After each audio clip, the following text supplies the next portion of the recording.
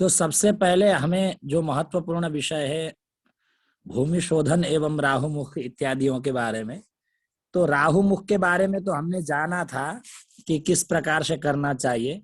तो अर्थात देवालय गृहारंभ में ये विशेष करके राहु का मुख इत्यादि पूछ इत्यादि होता है। इस विषय में चर्चा करते हुए हम आगे बढ़ेंगे। तो सूत्र तो यही है, दिया हुआ है आप लोगों का संस्कृत में। सिंह कन्ये तुलायाम भुजंगपति मुखम ईश कोणे निघाते। अर्थात जब सूर्य सिंह राशि पर हो, कन्या राशि पर हो और तुला राशि पर स्थित होता है, तो भुजंगपति मुखम ईश अर्थात ईशान कोण में, ये आपको दिखाई दे रहा है, ईशान कोण में सर्प का मुख होता है। राहु राहु रूपी राहु का मुख पुच्छ इत्यादियों को देखते हैं। तो ये वायव्य कोण होता है आपका, उत्तर और पश्चिम का कोण वायव्य कोण में उसका पीठ होता है, और पुच्छ आपको दिखाई दे रहा है नैऋत्य कोण में। तो उस समय महीना जो होता है सिंह राशि में आपका आषाढ़, श्रावण में आपका कर्कट राशि में सूर्य होता है, श्रावण के बाद भाद्रपद, आश्विन और कार्तिक, ये 3 महीना ये लिख दिया है। 5, 6, 7 अर्थात सिंह कन्या तुला। तो उस समय सौर मास के हिसाब से, चांद्र मास के हिसाब से नहीं, भाद्रपद, आश्विन और कार्तिक मास में कोई अगर भवन निर्माण करना चाहता है तो जो शेषनाग का मुख होगा ईशान कोण में होगा, पीठ जो है आपका वायव्य कोण में होगा और नैऋत्य कोण में आपका पुच्छ होगा। तो ये आपको भाग दिखाई दे रहा है, आग्नेय कोण खाली रहता है। तो इस कोण में भवन का पहला खंबा खोद करके वहां पहला स्तंभ गाड़ना चाहिए, वहीं से गृहारंभ करना चाहिए। अगर हम सिर में अगर खोदते हैं तो इसका फल बताया गया है, अशुभ बताया गया है। उससे खोदने से बहुत प्रकार की हानि होगी बताया गया है। सिरक खनित मात्र पित्रोश्च हंता, अर्थात सिर में अगर आप गड्ढा खोद करके भूमि अगर घर प्रारंभ किया है तो घर के जो माता पिता होंगे या घर के जो मुखिया होंगे उनकी हानि होगी, उनका प्राण भी जा सकता है, या वो रोगों से ग्रसित होकर के जो है दुख को, कष्ट को भोगने वाले होंगे, ऐसा जानना चाहिए। फिर उसके बाद आगे कहते हैं वायव्ये शेष वक्रे अलिधन मकरे ईश खातम वदंती। अर्थात कह रहे हैं वायव्य शेष वक्रे, जो शेष नाग है ये वक्र गति से घूमेगा। कब कब घूमेगा? बोले अलिधन मकरे, अली का तात्पर्य होता है वृश्चिक राशि, धनु राशि और मकर राशि। तो ये महीना में वृश्चिक राशि में जब सूर्य होते तो मार्गशीर्ष महीना होता है, धनु राशि में जब सूर्य होते तो पौष महीना होता है, और मकर राशि में जब सूर्य होता है तो माघ महीना होता है। हम कहते हैं ना 15 जनवरी को मकर संक्रांति, अर्थात जब धनु राशि से मकर राशि में जब सूर्य आता है तो माघ का महीना प्रारंभ हो जाता है, इसलिए उसको मकर संक्रांति कहते हैं। चांद्रमास के हिसाब से नहीं होगा, ये जानना चाहिए। तो ये राहु जो है वक्र गति से घूमेगा 3-3 महीना। तो आपको दिखाई दे रहा है, देखिए ये वायव्य शेष वक्र अब इधर से उल्टे गति से घूम रहा है।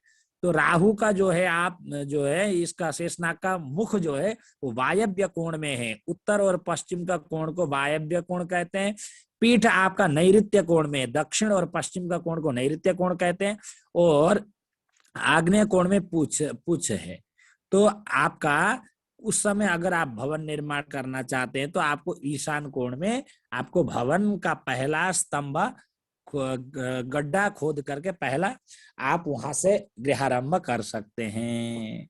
तो अगर आपने सिर में खोदने से घर की मुखिया की हानि बताया गया, माता पिता की हानि, तो खनेत पृष्ठम भय रोग पीड़ा, आपने अगर शेषनाग का गलती से पीठ पर आपका हो उस दिशा में अगर आपने, जैसे कि मान लीजिए ईशान कोण में शेषनाग का मुख है, पुच्छ नैऋत्य कोण में, वायव्य कोण में अगर आप गड्ढा खोद करके भवन निर्माण करेंगे तो क्या कहा, खनित पृष्ठम भय रोग पीड़ा, भय और रोग को देने वाला होगा, ऐसा जानना चाहिए। इसलिए पीठ में भी नहीं खोदना चाहिए। फिर कहते हैं पुच्छम खने त्रिषु गोत्र हानि, अर्थात पुच्छ में अगर आपने गड्ढा खोद करके भवन का निर्माण कार्य प्रारंभ कर दिया, 3 गोत्र की हानि होगी। अर्थात जो आपका बालक होगा गर्भावस्था में ही उसकी मृत्यु हो सकती है, या बालक जन्म होते ही मृत्यु हो सकती है, या अकाल मृत्यु, ऐसी घटनाएं घट सकती है। इसलिए उस भवन में निर्माण करने वाले जो पति पत्नी होंगे तो उनको संतान में भी बाधा होगी, संतान भी नहीं हो सकता, इस प्रकार के संभावनाएं अधिक बढ़ जाती है। तो स्त्री पुत्र लाभो धनवाम कुक्षो, जो जिसको स्त्री पुत्र धन धान्य से जो है परिपूर्ण रहते हैं, घर को सुखमय सुख पूर्वक अगर गृहस्थ जीवन को भोगना चाहते हैं, तो ये जो खाली जगह है उस जगह पे गड्ढा खोद करके भवन निर्माण करना चाहिए। तो हमने जाना था वृश्चिक राशि में जब महीना मार्गशीर्ष, धनु राशि में पौष और माघ महीने में मकर राशि में जब सूर्य होते हैं, तो शेष नाग का जो मुख होता है आपका वायव्य कोण में, पीठ होगा नैऋत्य कोण में और पुछ होगा ईशान कोण में। उस समय आपको पुछ होगा आग्नेय कोण में, ईशान कोण में गड्ढा खोद करके भवन निर्माण करना चाहिए। फिर आगे कहते हैं कुंभे मीने चमेशे नैऋति दिशि मुखम खातम वायव्य कोणे। अर्थात जब कुंभ राशि में सूर्य हो, तो कुंभ राशि में जब सूर्य होंगे तो फाल्गुन का महीना होगा, मीन राशि में जब सूर्य होगा तो चैत्र महीना होगा, और मेष राशि में जब सूर्य होते हैं तो वैशाख का महीना होता है। तो वैशाख में मेष राशि में होते हैं, ज्येष्ठ में वृष राशि में, ऐसे आषाढ़ में, मिथुन कर्कट में, श्रावण, ऐसा जानना चाहिए। तो उस समय फागुन चैत्र वैशाख महीने में सूर्य मकर और कुंभ मीन और मेष राशि में होते, तो उस समय शेषनाग का सर जो होगा नैऋत्य कोण में होगा, पीठ जो होगा आग्नेय कोण में होगा और पुछ होगा ईशान कोण में। उस महीने में आप भवन निर्माण करते हैं तो आपको वायव्य कोण में गड्ढा खोद करके भवन निर्माण करना चाहिए। फिर आगे कहते हैं वृष मिथुन कुलीरे अग्नि दिशि मुखम नैऋत्य कोण खातम। तो वो कह रहे हैं, कहने का सारांश यह है कि वृष मिथुन कुलीर अग्नि दिशि मुखम, अर्थात जब वृष राशि में जब सूर्य हो तो ज्येष्ठ का महीना होता है, मिथुन राशि में जब सूर्य हो तो आषाढ़ का महीना होता है, जब कर्कट राशि में तो सूर्य होते तो श्रावण का महीना होता है। तो इन 3 महीनों में शेषनाग का जो सर होगा आपका, वो कह रहे हैं अग्नि दिशि मुखम, आग्नेय कोण में सर होगा, पीठ होगा ईशान कोण में और वायव्य कोण में पुछ होगा, तो नैऋत्य कोण खातम, अर्थात नैऋत्य कोण में गड्ढा खोद करके भवन निर्माण करना चाहिए। तो सभी को समझ में आ गया ये मैटर। आगे बढ़ते हैं। किसी का कोई प्रश्न हो तो बता सकते हैं, पूछ सकते हैं, फिर मैं आगे बढ़ता हूँ। फिर जो है यहाँ 3 लोगों को सुनाई नहीं दे रहा है, देखता हूं मैं। राम जी त्रिपाठी, पंडित जी, प्रदीप मिश्रा जी, ठीक है। श्रीमाली जी आगे बढ़ाया जाए। गुरुदेव, हाँ, ये मंदिर निर्माण या भवन निर्माण या अच्छा कार ले रहे हो कि दुकान का काम ये कर रहे हो? देखिए, ये हम जो बता रहे हैं अभी, ये भवन निर्माण के लिए मात्रा बता रहे हैं, उसके लिए अलग अलग है। ये देखिए देवालय के लिए अलग दिया है, ये मैं अभी जो पढ़ा रहा हूँ आपको गृहारंभ के लिए मात्रा, जी जी जी, ठीक है। तो इसमें अलग अलग होता है। देवालय के लिए देखिए जलाशय बनाने के लिए ये होता है, ठीक है। और गृहारंभ में आपको अभी ये जो सूत्र मैं पढ़ाया ये गृहारंभ के लिए, ठीक है। जी जी जी।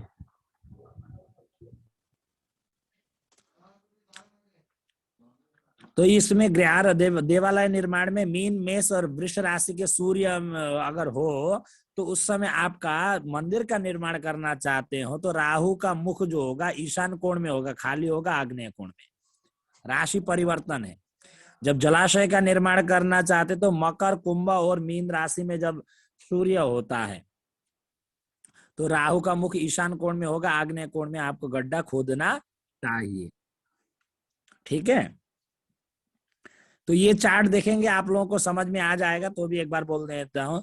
देवालय गृह विधौ जलाशय राहोर मुखम संबुदिशो विलो मतः मीनार्क सिंहार्क मृगार्क तिश्र मीनार्क सिंहार्क मृगार्क तस्त्रिभे खाते मुखात पृष्ठ विदिक्षुभो भवेत। अर्थात कह रहे हैं मीनार्क अर्थात मीन राशि से क्रम से 3 राशि देवालय के बोल रहे हैं। देवालय गृह विधो जलाशय, अर्थात देवालय का निर्माण करना चाहते हैं तो क्रम से मीनार्क, मीन राशि से 3 अर्क क्रम से जोड़िए। मीन राशि मीन, मेष और वृष। ठीक है, ये मीनार्क का तात्पर्य समझ में आ गया। सिंहार्क, अब गृहारंभ करना चाहते हैं तो सिंह राशि से क्रम से सिंह, कन्या और तुला राशि। और फिर कह रहे हैं मृगार्क अर्थात मकर राशि से 3 राशि क्रम से मकर, कुंभ और मीन।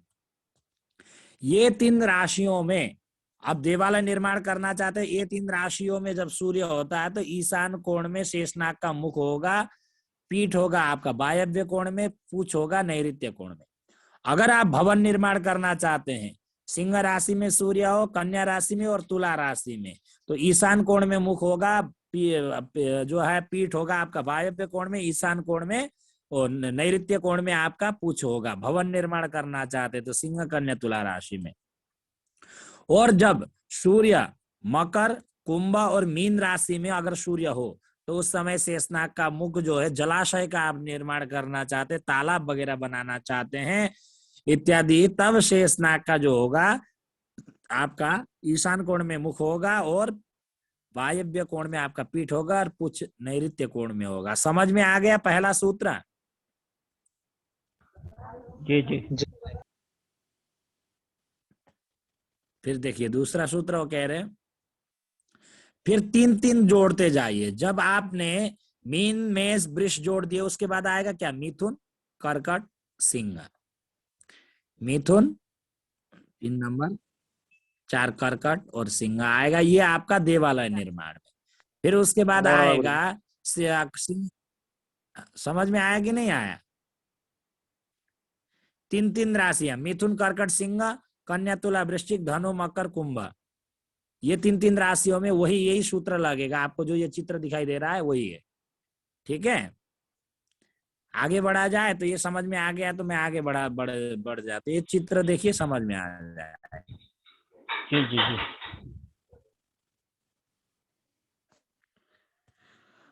अब जो होता है सबसे पहले हम जो गड्ढा खोदते हैं तो उसका भूमि जो है संशोधन प्रकार होता है। तो किस प्रकार से क्या क्या किया जाता है इस विषय में बताते हैं।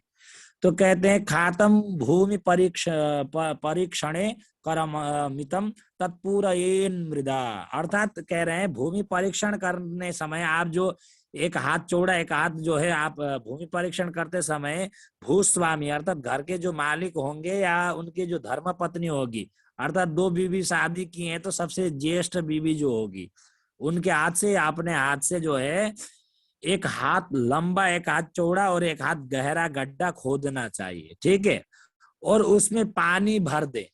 पानी भरने के पश्चात उसमें उससे 100 कदम दूर जाकर उस भूमि के पास लौट आए। फिर परीक्षा करे, यदि गर्त जो गड्ढा है भरा हो तो उत्तम समझना चाहिए। चौथाई जल सूख जाए तो आपको क्या जानना चाहिए? मध्यम फल जानना चाहिए वहां भवन निर्माण के लिए।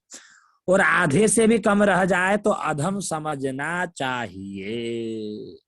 समझ में आया सभी को? जी गुरु। जी गुरु जी। अब श्लोक इस प्रकार, श्लोक याद करना चाहते तो हीने हीन फलम समे समफलम लाभो रजो वर्धने तत्कृत्वा जलपूर्णयमा शतपदम गत्वा परीक्षम पुनः पादोनार्ध विहीनके थनिमृते मध्याधमेष्टाम्बुभिः। अर्थात इस प्रकार से वो कहना चाह रहे हैं। ये बृहद वास्तुमाला ग्रंथ का श्लोक नंबर 106 का है।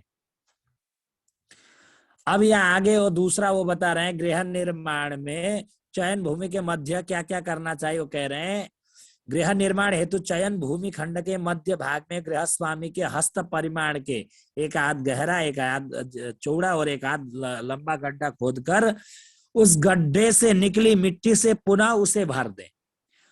यदि गड्ढे भरने में उस मिट्टी बच जाए तो भूम खंड जो है निर्माण करने के लिए सर्वोत्तम होगा, अति उत्तम होगा, ऐसा जानना चाहिए। यदि मिट्टी न बचे तो मध्यम, और मिट्टी कम पड़ जाए वो आपने जो गड्ढा भरने में, तो आपको अधम जानना चाहिए। तो ये सूत्र भी समझ में आ गया सभी को? जी गुरु। अब फिर के उसके बाद भूमि संशोधन प्रकार जो बता रहे हैं वो इस प्रकार बता रहे हैं, अर्थात गृहपति के हाथ भर गहरी खोदी गई भूमि को जल से भर दे। यदि जल भरा रह जाए शुभ तो शुभ। गृह ये कह रहे हैं कि तत्काल सूख जाए तो अशुभ, और जल भरते समय स्थिर रहे तो गृह की स्थिरता। पानी दक्षिण की ओर घूमे तो सुख, और बाईं ओर घूमे तो मृत्युदायक होती है। ये भी आपको जानना चाहिए। ये सूत्र भी समझ में आया सभी को? जी गुरुदेव घूमने वाला समझ में नहीं।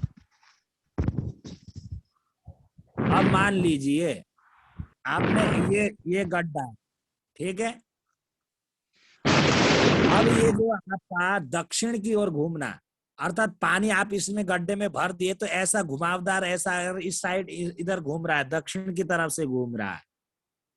ये जो है आपका ऐसा घूमना उल्टा हो गया, ठीक है।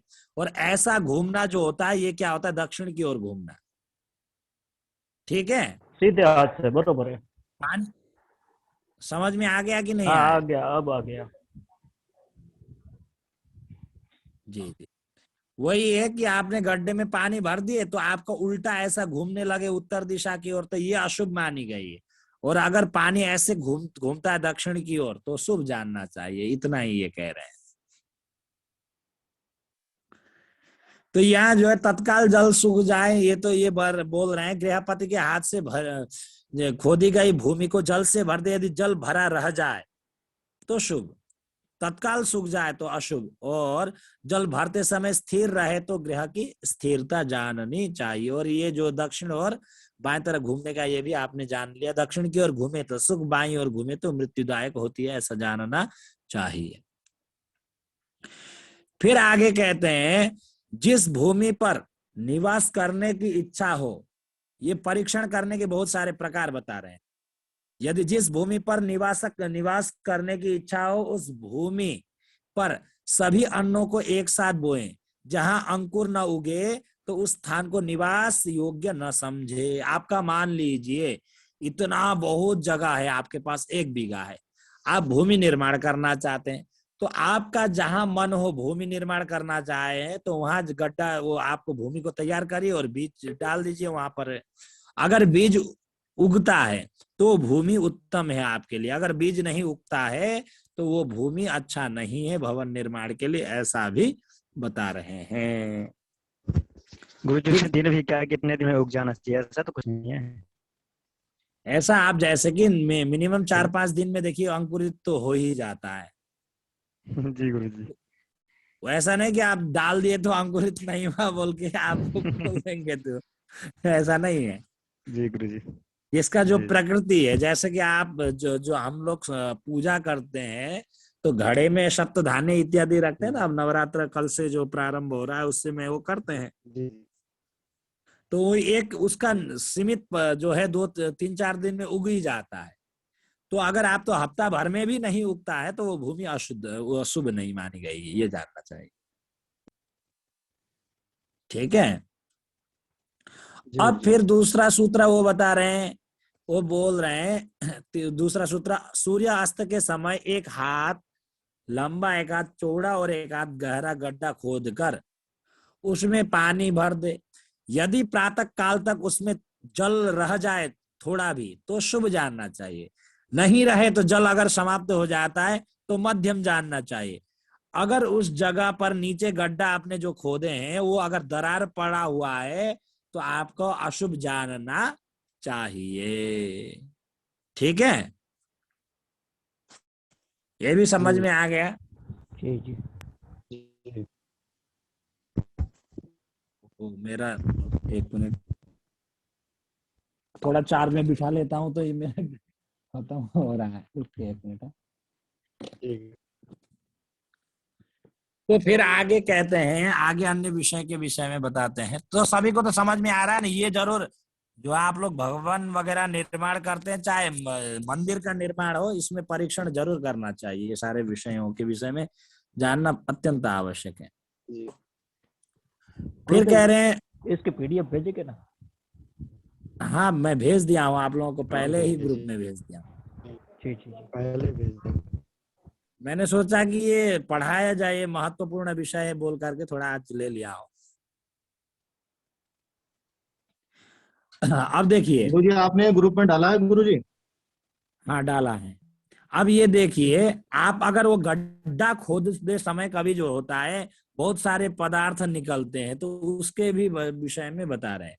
अगर भूमि खोदने पर यदि वहां पत्थर मिल जाए तो धन एवं आयु की वृद्धि होती है, ठीक है। और यदि ईंट मिले तो धनागम होता है। कपाल, हड्डी, कोयला और केस आदि मिले तो रोग पीड़ा होती है, ऐसा जानना चाहिए। पत्थर और ईंट इत्यादि शुभ माना गया है, ठीक है। लोहा जो होता है वो मृत्यु का सूचक है। कोयला, हड्डी, कपाल इत्यादि, केस इत्यादि मिले वो भी अशुभ है।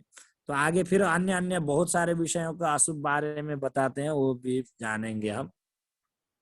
तो आपने जाना क्या क्या शुभ जाना, एक तो पत्थर को शुभ जाना और दूसरा आपने ईंट को शुभ जाना, ठीक है। यदि गड्ढे में पत्थर मिले तो सुवर्ण लाभ, ईंट मिले तो समृद्धि, द्रव्य से सुख और ताम्र आदि धातु आपको मिलता है तो सब प्रकार की वृद्धि होगी, ऐसा जानना चाहिए। तो ताम्र, ताम्रादि धातु तो सप्त धातु होते हैं, सप्त धातु आपको मिल जाए तो वो शुभ जानना चाहिए। ईंट और पत्थर मिले ये शुभ जानना चाहिए। अब देखिए अशुभ के बारे में विस्तार से वो बता रहे हैं। तो क्या क्या अशुभ है, तो भूमि खोदने पर आप जहां निर्माण करना चाहते हैं वहां अगर चींटी निकले, दीमक निकले, अजगर निकले तो वह भूमि निवास न करे। भूसा, हड्डी, वस्त्र, भस्म, अंडे, सांप निकले तो गृहकर्ता की मृत्यु हो। कौड़ी निकले तो दुख और झगड़ा होता है। रुई इत्यादि निकले तो दुख देती है। जली हुई लकड़ी निकले तो रोग कारक होती है। खप्पर से कलह और लोहे से गृहपति की मृत्यु होती है। अतः गृह निर्माण के पूर्व इस सब का भली भांति विचार कर लेना चाहिए। तो ठीक है, ये भी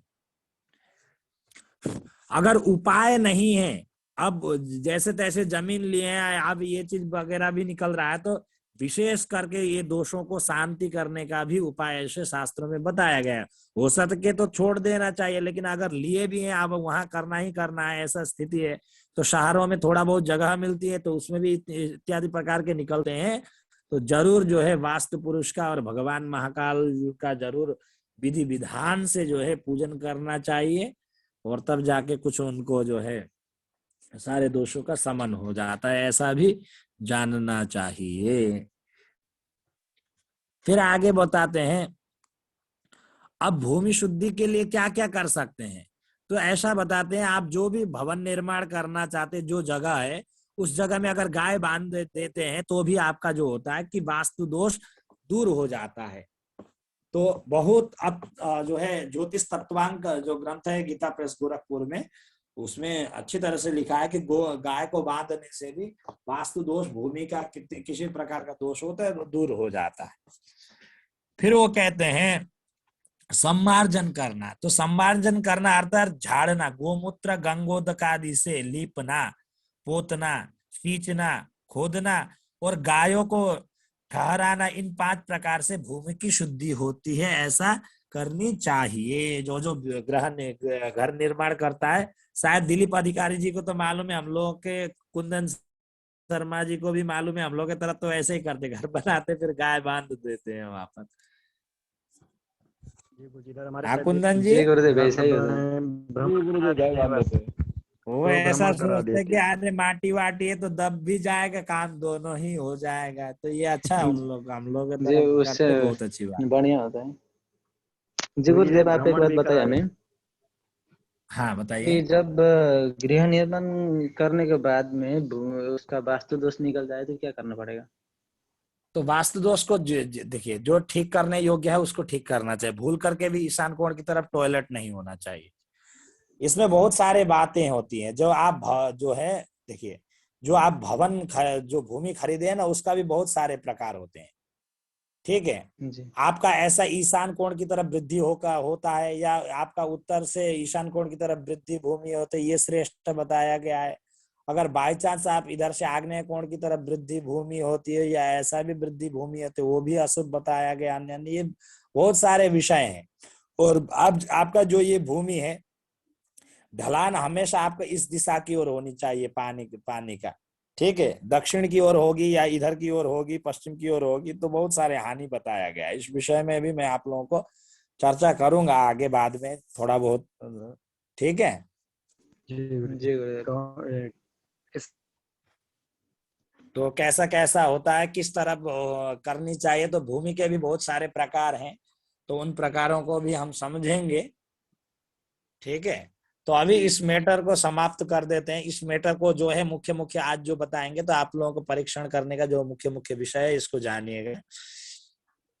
तो आपने जाना गंगा जल से, गोमूत्र से, तीर्थों के जो हमारे बहुत सारे गंगा, भागीरथी, गोदावरी, क्षिप्रा, यमुना, नर्मदा, ताप्ती, चंद्रभागा, कावेरी, पयोष्णी, कृष्णा, वेण्य, भीमरथी, तुंगभद्रा, ताम्रपर्णी, विशालाक्षी, चर्मणवती, वैत्रवती, कोशकी, गंडकी, विश्वामित्री, सरयू इत्यादि नदियों का जल से भी आपका वो चीज कर सकते हैं। आप लोग तीर्थ इत्यादि जाते हैं तो वहां के जल इत्यादि भी सिंचन करना चाहिए। और तीर्थ का जो आपका वहां जाएंगे तो रज इत्यादि भी लेकर के आपको जरूर डालना चाहिए, उससे बहुत प्रकार के दोषों का शमन हो जाता है, ठीक है। आप लोग तीर्थ जाते हैं तो जरूर मिट्टी विट्टी थोड़ा और जल जरूर लेकर के आइएगा, ठीक है। जी जी जी गुरुजी। फिर ये क्या, भूखंड के समीप क्षेत्र आदि के बारे में बहुत सारे दोषों के बारे में इस विषय में भी चर्चा करते हैं कि आपका अगर मंदिर से सटा हुआ घर है बिल्कुल, तो उसके लिए भी दोष बताया गया है, बहुत सारी बातें। और छाए पड़ते हैं, इस विषय में भी वो कहते हैं भूखंड के समीप क्षेत्र आदि का शुभाशुभ विचार। जिस भूखंड का चयन गृह निर्माणार्थ करना हो, उस भूखंड पर एक प्रहर दिन उठने के बाद कभी भी किसी वृक्ष, मठ, मंदिर या ऊंचे टावर इत्यादि का छाया नहीं पड़नी चाहिए। कहने का सारांश है, यहाँ वास्तुकार जो होता है जो है वो विशेष करके कहते हैं एक प्रहर में 3 घंटा होता है, ठीक है। दिन में 4 प्रहर होती है, ठीक है। दिन में 12 घंटा जो दिन का होता है, प्रातः सूर्योदय से 6 बजे सूर्योदय मान लिए, तो एक प्रहर कितने बजे तक होगा, 6 में 3 जोड़ेंगे तो 9 बजे तक, ये 3 घंटे का एक प्रहर हुआ। और अंतिम सूर्यास्त जो 6 बजे हैं, और 3 बजे से 6 बजे तक ये आपका 9 से 12 बजे तक आपका दूसरा प्रहर हुआ। और 12 बजे से आपका 3 बजे तक आपका तीसरा प्रहर हुआ। और चौथा प्रहर हुआ 3 बजे से 6 बजे तक। तो ये पहला प्रहर और दूसरा प्रहर में छाए पड़े तो इतना कोई अशुभ नहीं माना गया है। लेकिन अगर दूसरे प्रहर में छाया पड़ता हो घर में, और तीसरे प्रहर में भी छाया पड़ता हो, तो उसको विशेष करके अशुभ माना गया है। ये भी समझ में आ गया सभी को? एक बार और समझ में आ बता गया दीजिए दिलीप गुरुजी। जी? हाँ हाँ, एक बार एक बार बता और दीजिए बोल लेते स्पीड हैं। गुरु जी, किसी किसी का छत में भी टावर रहता है तो उसमें भी 200 गुरु जी। वो देखिए टावर तो देखिए, एक तरफ से देखा जाए, आप अपने साधारण भाषा में आप समझे तो टावर घर में भी लगाते हैं ना, उसके तरंग बहुत नुकसान करता है। थोड़ा बहुत पैसा मिलता है इस कारण से लगा लेते हैं व्यक्ति लोग, लेकिन वास्तव में तो नुकसान होता है रेडिएशन से। समझ रहे हैं? जी गुरुजी। किस किस की छाया नहीं पड़नी चाहिए गुरुदेव?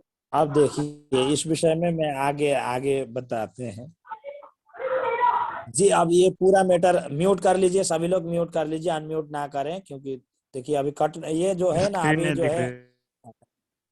सभी लोग म्यूट कर लीजिए, शीघ्र म्यूट कर लीजिए जी। जिस भूखंड का चयन गृह निर्माणार्थ करना हो, उस भूखंड पर एक ही प्रहर दिन उठने के बाद कभी भी किसी वृक्ष छाया नहीं होना चाहिए, मठ, मंदिर या ऊंचे टावर की छाया नहीं पड़नी चाहिए, ठीक है। गृह रत्न भूषणकार ने प्रथमांत्य जो शब्द को प्रयोग करके उन्होंने पहला प्रहर और अंत्य प्रहर को कहा है, कहकर प्रथम एवं चतुर्थ प्रहर की छाया को भी दोषा वह नहीं कहा है। लेकिन उसमें जो है कोई कोई ने माना है इसमें, ठीक है। प्रथमांत कहकर इसमें जो है उन्होंने जो कहा है, प्रथमांत कहकर प्रथम एवं चतुर्थ प्रहर की छाया को भी दोषावह नहीं कहा है, किंतु द्वितीय एवं तृतीय प्रहर की जो छाया को पूर्णतः अशुद्ध कहा है। इसकी पूर्ण वास्तु रत्नाकर ने भी कहा है। प्रथमांत मैंने थोड़ा सा प्रथमांत्यमा वाक्यम द्वित्रिप्रहरम संभवा छाया वृक्ष गृहादीनाम सदा दुख प्रदायिनी। अर्थात ये कहना ये चाह रहे हैं कि गृह इसमें दो वास्तु रत्नाकर में अलग है और गृह जो ये भूषण में है इसमें अलग अलग बातें हैं, थोड़ों में थोड़ा मतांतर है। तो ये कह रहे हैं प्रथम प्रहर और चतुर्थ प्रहर का भी दोष अगर छाया पड़ता हो तो दोषा वह नहीं कहा है उनको, प्रथम प्रहर और आपका चतुर्थ प्रहर को, ठीक है। और द्वितीय और तीसरा प्रहर प्रथमांत कहकर प्रथम एवं चतुर्थ प्रहर की छाया को भी दोषा वह नहीं कहा है। ये समझ में आ गया जो अभी हमने बोला था जी तो मतलब टोटल 8 प्रहर होते हैं, रात्रि के 4 प्रहर और दिन के 4 प्रहर। प्रातः 6 बजे से लेकर के मान लीजिए 9 बजे तक पहला प्रहर, 9 बजे से 12 बजे तक दूसरा प्रहर, और 12 से लेकर के 3 बजे तक तीसरा प्रहर, और 3 से लेकर के 6 बजे तक ये चौथा प्रहर, ठीक है। प्रथम एवं चतुर्थ प्रहर छाया को भी दोषा वह नहीं कहा। अगर पहला प्रहर में छाया पड़ रहा, दूसरा प्रहर चौथा प्रहर में छाया पड़ता हो तो इसको दोषा वह उन्होंने नहीं कहा। दूसरा और तृतीय को आपको विशेष करके अशुभ कहा गया ये गृह रत्न भूषणकार ने, ठीक है। ये क्लियर हो गया सभी को कि नहीं, बताइए। जी गुरुजी। जी हो गया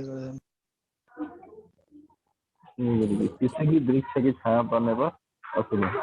वृक्ष की, मठ मंदिर की, ऊंचे टावर की इत्यादि की छाया के बारे में बता। तो फिर आगे बताते हैं, म्यूट कर लीजिए सभी लोग। फिर वो कहते हैं आगे, किंतु द्वितीय एवं तृतीय प्रहर की छाया को पूर्णतः अशुभ कहा है, ठीक है। इसकी पुष्टि वास्तु रत्नाकर कार ने भी कहा है।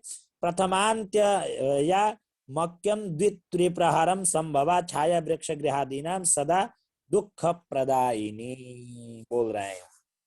प्रथम और तृतीय चतुर्थ को मतलब अशुभ नहीं कहा है, द्वितीय और तृतीय विशेष करके वो कहा है। वृक्ष का, मठ मंदिर इत्यादि का नहीं होना चाहिए। इसी तरह भूखंड के पार्श्व अगर बगल में स्मशान नहीं होना चाहिए। क्या क्या नहीं होना चाहिए इसके बारे में भी वो कहते हैं। किसी भूखंड आप जहां घर बनाना चाह रहे हैं तो भूखंड के पार्श्व समीप भाग में सामने ब्रह्मा, सूर्य, शिव, विष्णु आदि का मंदिर भी नहीं होना चाहिए और न इस पर निर्माण कर बसना ही चाहिए। गृह के पीछे भाग में जैन मंदिर की छाया नहीं पड़े तथा देवी दुर्गा दी का मंदिर भी गृह के अति निकटतम अति जो है समीप जो है न हो। वैसा भूखंड सर्वदा वास करने योग्य शुभदायक जो कौन कौन सा होता है, योग्य शुभदायक होता है, जैसा कि वास्तुराज वल्लभ में कहा है। यथा क्या क्या कहा है तो कहते हैं, यमादूर्ध्वमशेष वृक्ष सुरक्षा छाया न सस्ता गृहे पार्श्वे कस्य गृहे रविश पुरजो जैनानु चंडिका क्वचित। अर्थात ये कह रहे हैं इस प्रकार भूखंड के पार्श्व क्या क्या बगल में हो तो क्या क्या बता रहे हैं। तो सबसे पहले ब्रह्मा जी का मंदिर, वो तो आपका पुष्कर में ही है। सूर्य का मंदिर, शिव मंदिर, विष्णु आदि का मंदिर नहीं होना चाहिए, ठीक है। फिर इस निर्माण पर क्या क्या निर्माण, वो मंदिर में भी निर्माण करके बसना भी नहीं चाहिए, ये भी कह रहे हैं। फिर गृह के पीछे भाग में जैन मंदिर की भी छाया नहीं पड़े तथा देवी दुर्गा का मंदिर भी गृह के अति निकटस्थ न हो, ठीक है। वैसा भूखंड सर्वदा वास करने योग्य शुभदायक होता है, जो मतलब निकटतम न हो, ऐसा इत्यादि निकटतम न हो तो वैसा ही भूमि को ग्रहण करना चाहिए। समझ में आया? ये जो यहाँ मंदिरों का निर्माण कह रहे हैं वो नहीं, निकटतम न हो वैसा भूखंड सर्वदा जो होता है योग्य शुभदायक होता है, जैसा कि वास्तु रत्नाकर ने ये कहा करके बोल के श्लोक उदाहरण दिया है। अब फिर आगे कह रहे हैं भवन निर्माणार्थ चयनित भूमि के आसपास चारों तरफ या सामने कोई स्मशान, जो मुर्दा घर या कब्रिस्तान, मरे हुए जानवर को फेंकने वाला स्थान, या आप ऐसा कहते हैं कूड़ेदान इत्यादि भी जो फेंकते हैं उसके भी निकटतम नहीं होना चाहिए। जैसे कि आपके चारों तरफ शहरों से कूड़ा कचरा जो उठा करके फेंक देते हैं, तो उससे भी क्या है कि दुर्गंध इत्यादियों के कारण घर में भी जो होता है पॉजिटिव एनर्जी का संचार नहीं होता है। नेगेटिव एनर्जी का संचार होने के कारण व्यक्तियों को घर में रोग इत्यादि उत्पन्न होता है, तो घर में जो है अशांत चित्त होने की संभावनाएं अधिक बढ़ जाती है। स्मशान का धुआं, कोई जो है किसी का दाह संस्कार कर रहे हैं तो उनका धुआं भी आपके घर में आता है, तो वो भी अशुभ माना गया है। और फिर कहते हैं जानवरों को फेंकने वाला स्थान आदि नहीं होना चाहिए, अन्यथा वैसा भूखंड शल्य दोष के कारण बसने योग्य नहीं होता है। चयनित भूखंड के अति निकटस्थ कोई विस्तृत विशाल वृक्ष भी नहीं होना चाहिए। एक तरफ से देखा जाए तो आधी तूफान के कारण और वृक्ष गिरने के कारण जो है किसी का अकाल मृत्यु भी हो सकती है, घर टूट टाट भी सकता है, तो इसलिए उस दृष्टिकोण से भी हम अशुभ मान सकते हैं। गुंबद, जमुना, मठ, मंदिर या मकबरा, बहुमंजिल इमारत या भवन, सरकारी स्तर पर बनी सार्वजनिक पानी टंकी का टावर, अन्य कोई ऊंचाई वाले उपकरण तथा गृहांतगत कुआं, अर्थात वहां बड़े बड़े कुएं इत्यादि भी नहीं होनी चाहिए। उपरोक्त तो सभी वस्तु वास्तु दोष उत्पन्न करने वाले होते। एक तरफ से देखा जाए आपके घर के आसपास में आपका कुआं वगैरह इत्यादि कोई होता है, तालाब इत्यादि भी होता है, आप